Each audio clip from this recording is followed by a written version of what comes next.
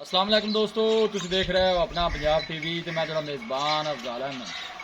सब तो पहले अपने चैनल ਨੂੰ करो सबसक्राइब ਤੇ ਨਾਲ ਹੀ लगे घंटे ਨੂੰ दबाओ क्योंकि सारी लेटेस्ट और बेहतरीन वीडियो साढ़े दोस्तों तक पहुंचे सब तो पहले।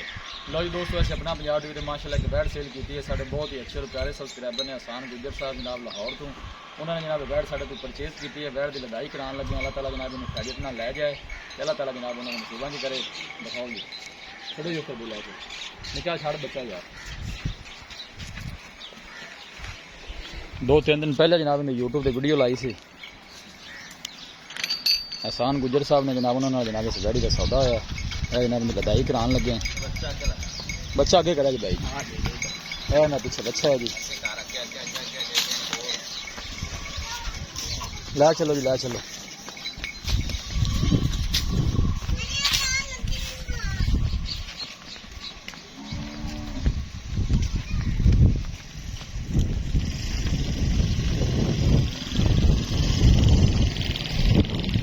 गुजर साहब ने जनाब उन्होंने जनाब बैट साढ़े तो परचेज की है।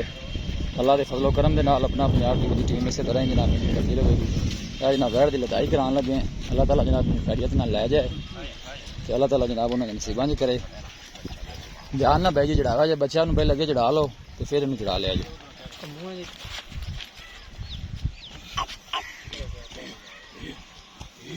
चल चल चल लो जी जनाब लड़ाई करा दी है।